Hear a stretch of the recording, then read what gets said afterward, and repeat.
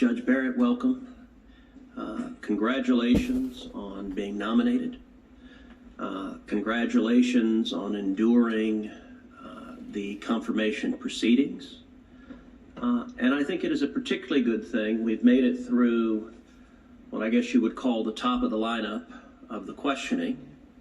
And some of the smartest and frankly most effective questioners on the Democratic side. And I think it speaks volumes that collectively they've had very few questions for you. Most effective. He's getting back. And virtually none calling into question your credentials, which are impeccable. Didn't make the cuts. Your record, and what I think has been an extraordinary life you've led. So that should be the source of great satisfaction in terms of the scholarly record and judicial record that you've spent a lifetime building. I want to start by asking you a question. Why is the First Amendment's protection of religious liberty, why is that important?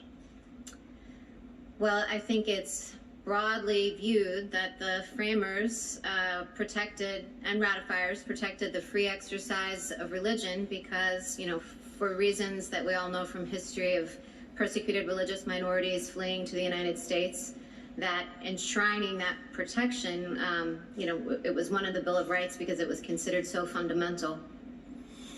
And why does that matter to Americans? What difference does that make in anybody's life?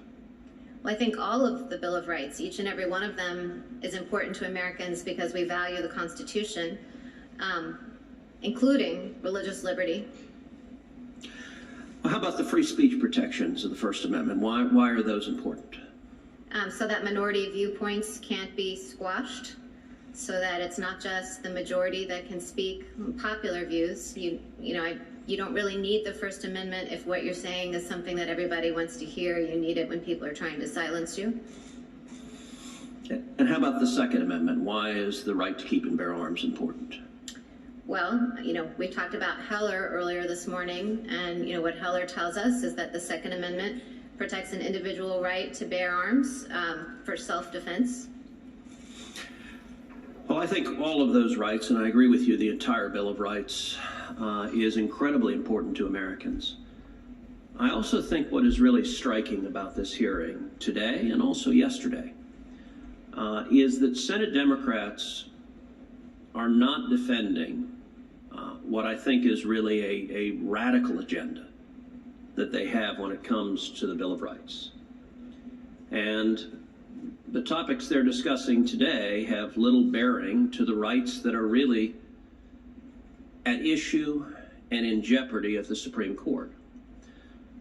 And so let's take a few minutes to go through them. First of all, we've had some discussion of Roe versus Wade. You have declined to give an opinion on a matter that might be pending before the court. That is, of course, the same answer that every single sitting justice has given when he or she was sitting in the same chair you are. It is mandated by the judicial canons of ethics. Whether one is a nominee of a Democratic president or a Republican president, that has been the answer that has been given to this committee for decades.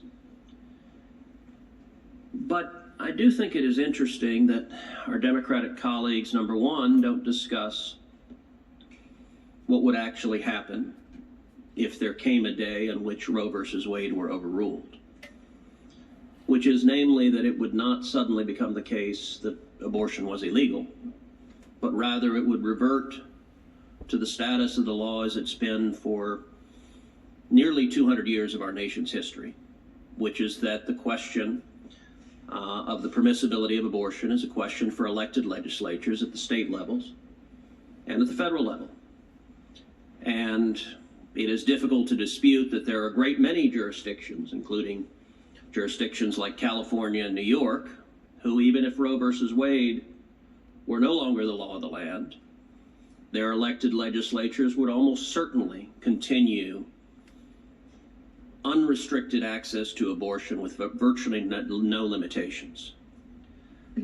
What I find interesting, though, is that our Democratic colleagues do not discuss what is really the radical position of the most liberal justices on the Supreme Court, which is that no restrictions whatsoever are permissible when it comes to abortion. Yesterday, one of the Democratic senators made reference to the case Gonzalez versus Carhart. I'm quite familiar with that case, and I represented Texas and a number of other states as amici in that case. That case concerned the constitutionality of the federal ban on partial birth abortion. That was legislation that passed Congress, was signed into law, that made the really gruesome practice of partial birth abortion illegal. Overwhelming majority of Americans believe partial birth abortion should be prohibited, even those who identify as pro-choice. A significant percentage of Americans don't want to see that gruesome practice allowed. Supreme Court, by a vote of 5-4 in Carhart versus Gonzalez, upheld the federal ban on partial birth abortion. That means there were 4 justices ready to strike it down, ready to conclude that you can't ban partial birth abortion, that you can't ban late-term abortion. And by the way, other restrictions that are at question include parental consent laws, parental notification laws. None of our Democratic colleagues want to talk about the justices they want to see on the court would strike down every single reasonable restriction on unlimited abortion on demand that the vast majority of Americans support. How about free speech? Well, we've heard quite a bit about free speech. The senator from Rhode Island just gave a long presentation, complete with lots of charts. I'll say a couple of things on free speech. First of all, our Democratic colleagues, when they address the issue of so-called dark money and campaign finance contributions, are often deeply, deeply hypocritical and don't address the actual facts that exist. Here are some facts. Of the top 20 organizations spending money for political speech in the year 2016, 14 of them gave virtually all of their money to Democrats, and another 3 split their money evenly. So only 3 of the top 20 gave money to Republicans. What did that mean in practice? That meant the top 20 super PAC donors contributed $422 million to Democrats and $189 million to Republicans. Those who give these impassioned speeches against dark money don't mention that their side is funded by dark money with a massive differential. The senator from Rhode Island talked about big corporate powers without acknowledging that the contributions from the Fortune 500 in this presidential election overwhelmingly favor Joe Biden and the Democrats, without acknowledging that the contributions from Wall Street in this election overwhelmingly favor Joe Biden and the Democrats. It's an awful lot of rhetoric about power. But it gets even more interesting when you look at Supreme Court nominations. We just heard an attack on the Federalist Society, a group that I've been a member of for over 25 years. I joined as a law student. It's a group that brings conservatives, libertarians, constitutionalists together to have robust discussions about the Constitution and about the law.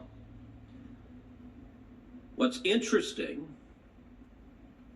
is nowhere in the Senator Rhode Island's remarks was any reference to a company called Arabella Advisors, which is a for-profit entity that manages nonprofits, including the 1630 Fund and the New Venture Fund. Now, what on earth are those? Those sound like awfully dark and confusing names. Well, according to the Wall Street Journal this Sunday, in the year 2017 and 2018, those entities reported $987.5 million in revenue. That's nearly $1 billion. We heard a lot of thundering indignation at what was described as $250 million of expenditures. In this case, you've got $1 billion. The senator of Rhode Island said that much money, much of which is dark money that we don't know who contributed it, he asked, what are they getting for it? And by the way, one of the things they're getting for it is a group called Demand Justice, a project of those entities, spent $5 million opposing Justice Brett Kavanaugh and has just launched a 7-figure ad buy opposing your confirmation. So all of the great umbrage about the corporate interest or spending dark money is wildly in conflict with the actual facts that the corporate interests that are spending dark money are funding the Democrats by a factor of 3 to 1 or greater. A fact that doesn't ever seem to be acknowledged. But not only that, what was Citizens United about? Yeah, it's interesting. Most people at home, they've heard about Citizens United. They know it makes Democrats very, very upset. But they don't actually know what the case is about. Citizens United concerned whether or not it was legal to make a movie criticizing a politician. Specifically, Citizens United is a small nonprofit organization based here in D.C. that made a movie that was critical of Hillary Clinton. And the Obama Justice Department took the position that it could punish Citizens United for daring to make a movie critical of a politician. The case went all the way to the U.S. Supreme Court. At the oral argument, there was a moment that was truly chilling. Justice Sam Alito asked the Obama Justice Department, "Is it your position under your theory of the case that the federal government can ban books?" And the Obama Justice Department responded, "Yes. Yes, it is our position that if the books criticize a political candidate, a politician, the federal government can ban books." As far as I'm concerned, that is a terrifying view of the First Amendment. Citizens United was decided 5-4.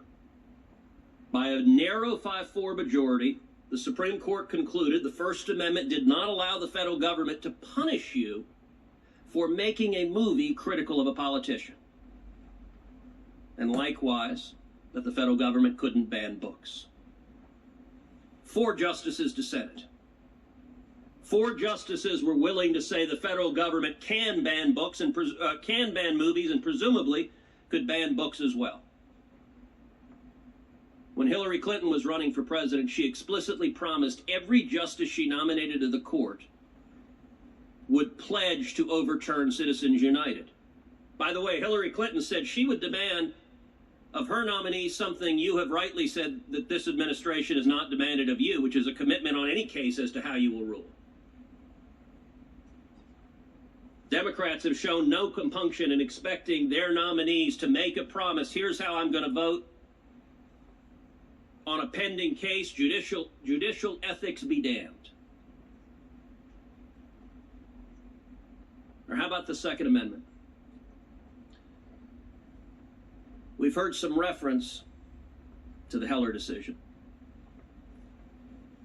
Senator from Connecticut yesterday talked about reasonable gun control and gun safety provisions.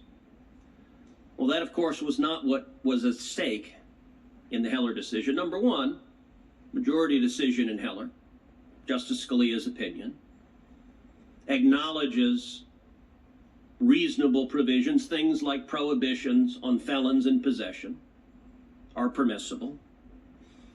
Your opinion in the Cantor decision likewise acknowledged that restrictions preventing dangerous criminals from receiving firearms are entirely consistent and permissible under the Second Amendment. But the issue at Heller was much more fundamental. It was whether the Second Amendment protects an individual right to keep and bear arms at all.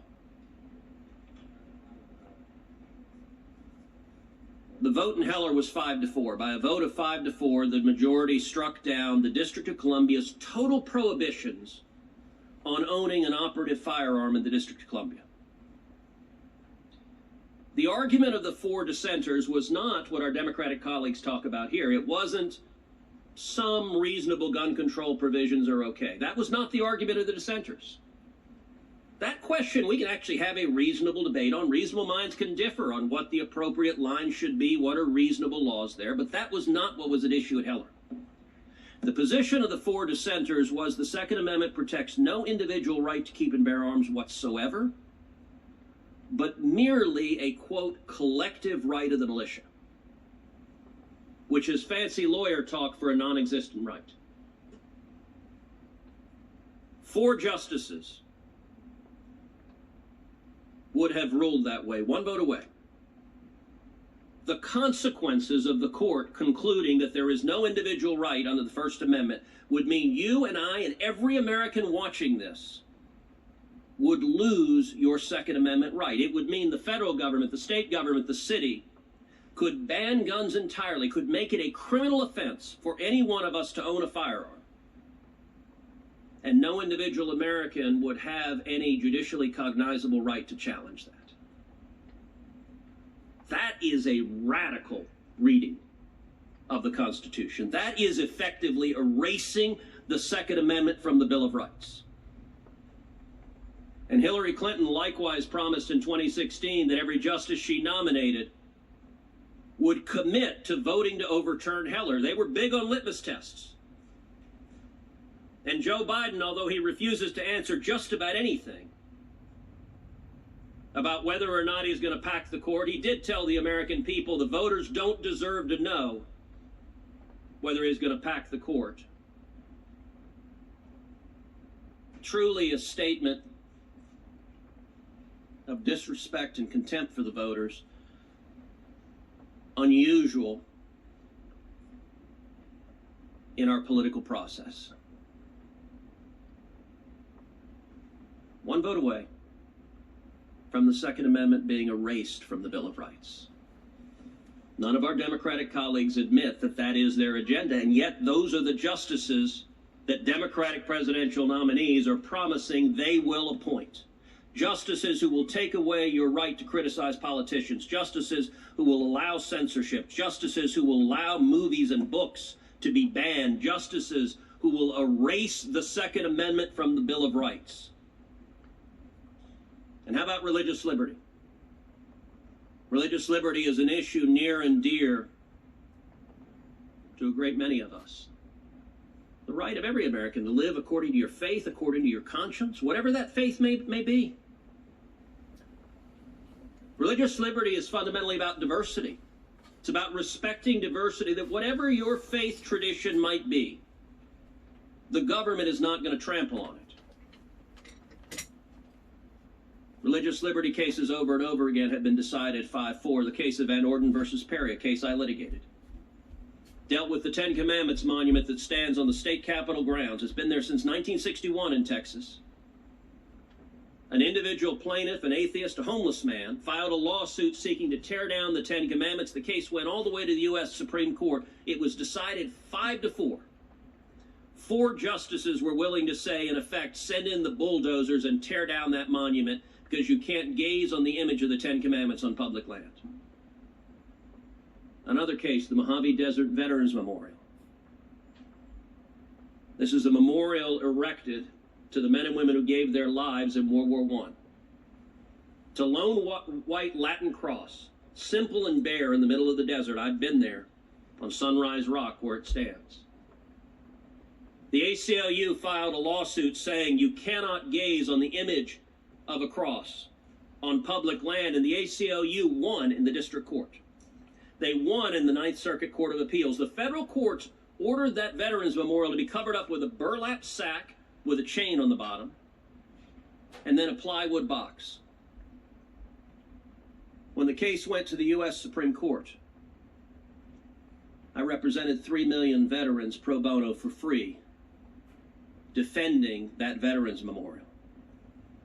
We won 5-4, and there were 4 justices prepared to say, tear down the Veterans Memorial, and under the reasoning that they put forth, they were not far away from saying, bring out the chisels and remove the crosses and the stars of David on the tombstones of the men and women that gave their lives at Arlington Cemetery defending this nation.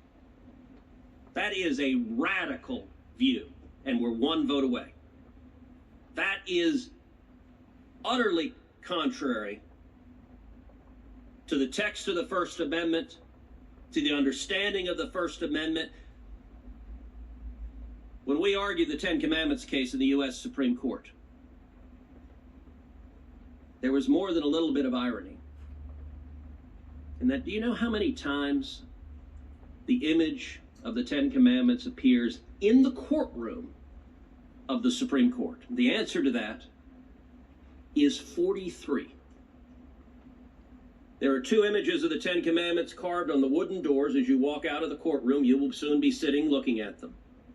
There are 40 images of the Ten Commandments on the bronze gates on both sides of the courtroom. And then, Judge Barrett, when you're sitting at the bench, above your left shoulder will be a frieze you know well, a frieze carved into the wall of great lawgivers, one of whom is Moses. He is standing there holding the Ten Commandments, the text of which is legible in Hebrew, as he looks down upon the justices, and 4 justices were willing to say, in effect, bring out the sandblasters, because we must remove God from the public square. That is a profound threat to our religious liberty, and I would note that it doesn't just extend to public acknowledgments. It also extends to religious liberty.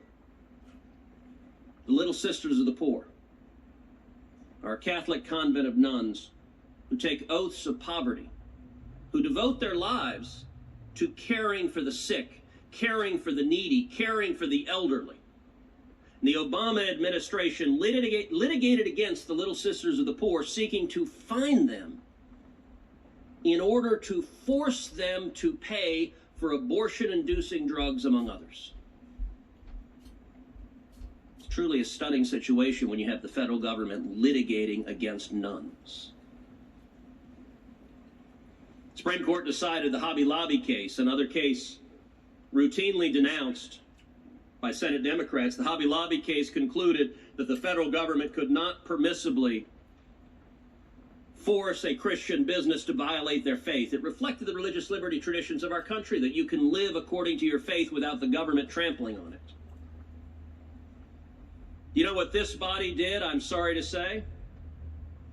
Senate Democrats introduced legislation to gut the Religious Freedom Restoration Act. Religious Freedom Restoration Act, when it passed this body, passed with an overwhelming bipartisan majority. Senate Democrats, including Chuck Schumer and Joe Biden and Ted Kennedy, all voted for the Religious Freedom Restoration Act. Democratic President Bill Clinton signed the Religious Freedom Restoration Act. And yet, in the wake of the Hobby Lobby decision, this body voted on legislation to just gut the protections for religious liberty. And I'm sorry to say, every single Senate Democrat voted to do so. Not a single one, 0, would defend religious liberty. Joe Biden has already pledged, if he's elected, he plans to initiate again the attack on the Little Sisters of the Poor. Now, it's interesting, folks in the press like to talk about Pope Francis. And on some issues, Pope Francis has been vocal when it comes to the environment, when it comes to issues concerning immigration. The Pope has been vocal on issues that our Democratic colleagues like and agree with. The press is happy to amplify those views. Somehow missing from that amplification is acknowledgement that when the Pope came to the United States in Washington, he went and visited the Little Sisters of the Poor. Here in D.C., he went to their home here in D.C., and the Vatican explained he did so because he wanted to highlight their cause. That the federal government shouldn't be persecuting nuns for living according to their faith. That's what's at stake in these nominations. And you won't hear any of that from the Senate Democrats on this committee. That's why their base is so angry at your nomination, Judge Barrett, because they don't believe you are going to join the radical efforts to erase those fundamental rights from the Bill of Rights. I believe that issue, preserving the Constitution, preserving the Bill of Rights, our fundamental liberties, I believe is the most important issue facing the country in the November elections. And I think for those of us who value those rights, we should take solace in the fact that not a single Democrat is willing even to acknowledge the radical sweep of their agenda, much less defend it. They know it's wildly unpopular, and look, right at the heart of this is a decision many Democrats have made to abandon democracy. You see, most policies like Obamacare, policies like health care, most policies under our constitutional system are meant to be decided by democratically elected legislatures. Why? So they can be accountable to the people. So if the voters disagree, they can throw the bums out. But too many Democrats have decided today that democracy is too complicated. It's too hard to actually convince your fellow Americans of the merits of your position. It's much easier just to give it to the courts.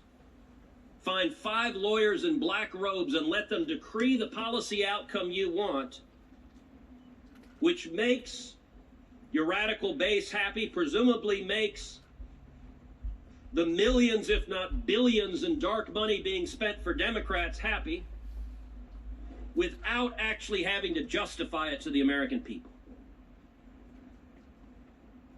Judge Barrett, I'm not going to ask you to respond to any of that. But I do want to shift to a different topic, which is a bit more about you personally, your background. Judge Barrett, do you speak any foreign languages?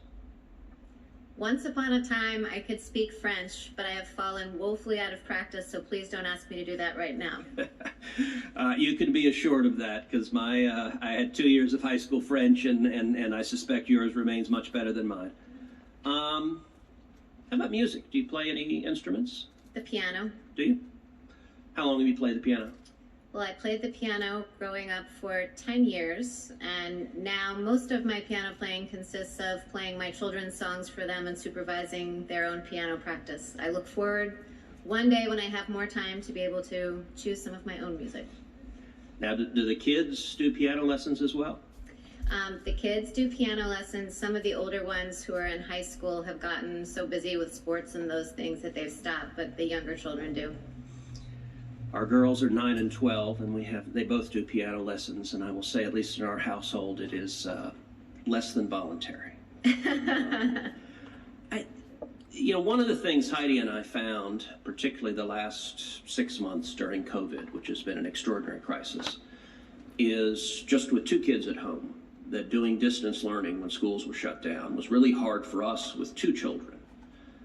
For you and your husband, you've got 7 kids. How did Joe manage through the lockdowns and distance learning? What was that like in the Barrett household?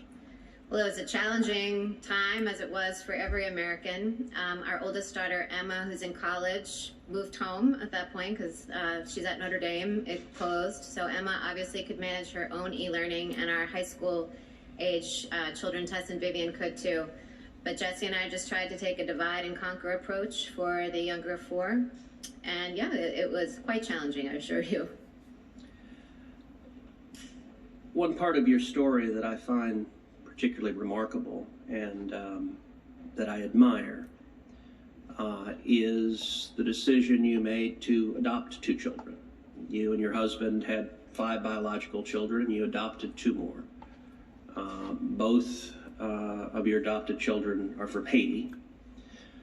Haiti is a country that has some of the most crushing poverty in the world. My brother-in-law is a missionary in Haiti, and actually Heidi and the girls just got back from Haiti a couple of weeks ago.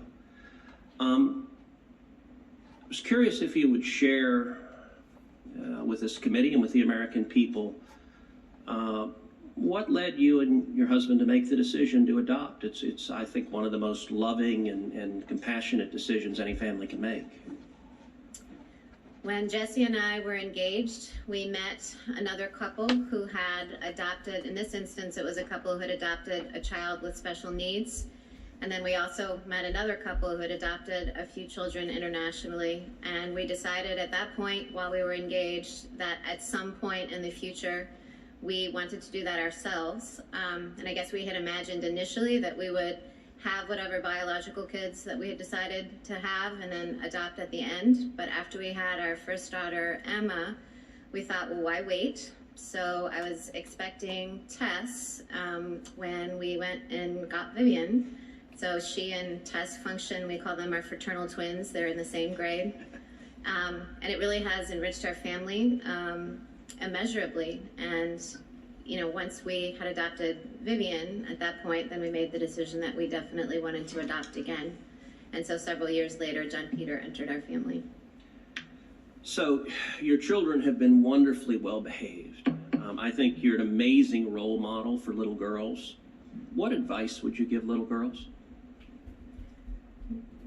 Well, what I'm saying is not designed. My brother now has left. I was just thinking of what my dad told me before the spelling bee about anything boys can do, girls can do better. And since my sons are sitting behind me, I'll also say, but boys are great too. Thank you. Thank you. Senator Klobuchar.